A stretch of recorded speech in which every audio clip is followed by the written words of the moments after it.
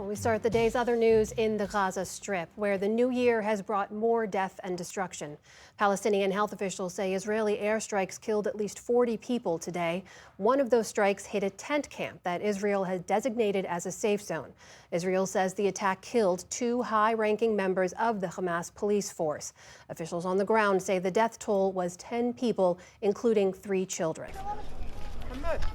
As the sun rose on the second day of 2025, Ziad Abu Jabal emerged from his tent in southern Gaza's Al-Mawasi camp, still in shock. We were sleeping. Everyone was taking shelter in their tents from the cold, and suddenly we found the world turning upside down. Why and for what? Witnesses say the pre-dawn Israeli attack came without warning. Some scrambled to put out fires, while others carried away the dead and the injured. The camp, which Israel had designated as a safe zone, is located by the sea west of Khan Yunis. Hundreds of thousands of Palestinians have relocated there to ride out the cold and wet Mediterranean winter. Israel says one of the Hamas policemen killed in today's strike helped to gather intelligence to carry out attacks on Israeli troops. Where did we find him? Where else but, of course, hiding in the humanitarian zone in Khan Yunis, where Gazans are sheltering from this war. But among the dead were 3 children from one family, Ahmed, Mohammed, and Abdul Rahman al-Bardawil. At their funeral today, each received one final kiss from their mother and father. We woke up to the sound of the strike at around 1:20 a.m. At that time, I called on the children, but no one answered. The 3 of them had been sleeping next to each other.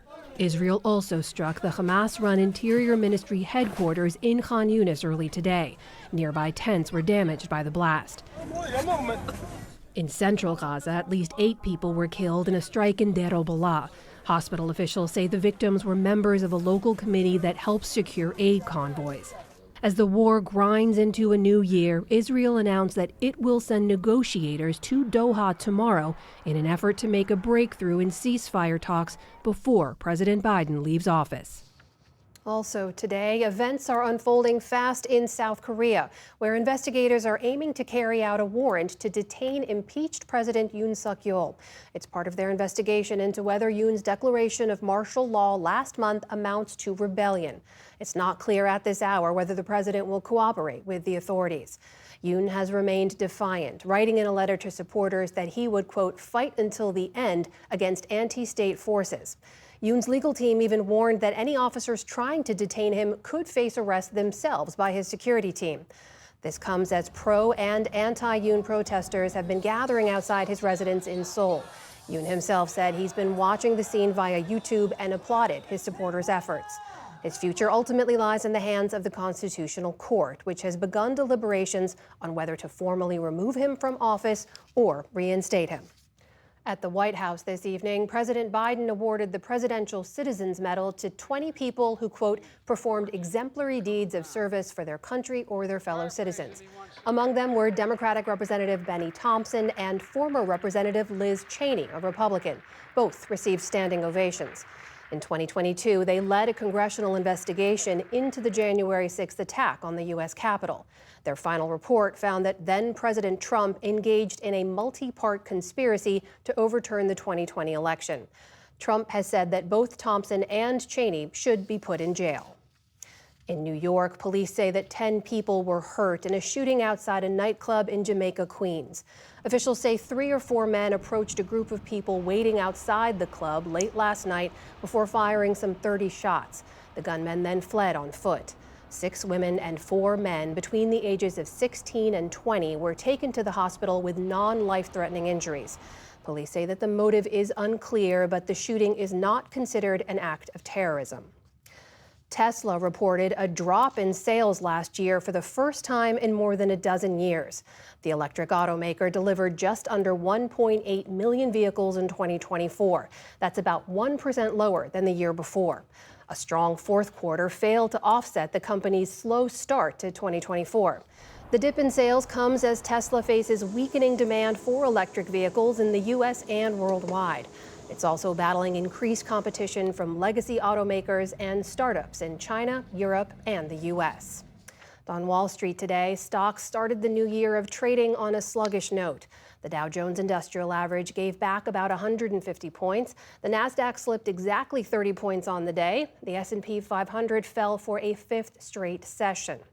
And a passing of note. Agnes Coletti, a Holocaust survivor and the oldest living Olympic medalist, has died.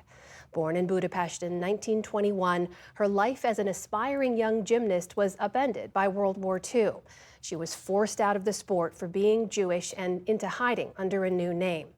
After the war, Coletti returned to gymnastics and went on to win 10 Olympic medals, 5 of them gold. She then settled in Israel, where for decades she coached and helped to build its gymnastics programs. Even well into her 90s, Coletti could still hit her splits. In 2021, on the eve of her 100th birthday, she told the Associated Press about the importance of physical fitness. I wish you all good health. Health is the most important. Without it, there is nothing. These 100 years feel to me like 60. I live well and I love life. Agnes Coletti was hospitalized with pneumonia on Christmas Day and reportedly died this morning in Budapest. She was 103 years old.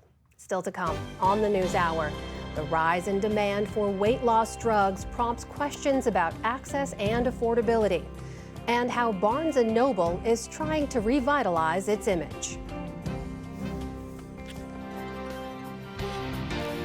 This is the PBS NewsHour from the David M. Rubenstein studio at WETA in Washington, and in the West from the Walter Cronkite School of Journalism at Arizona State University.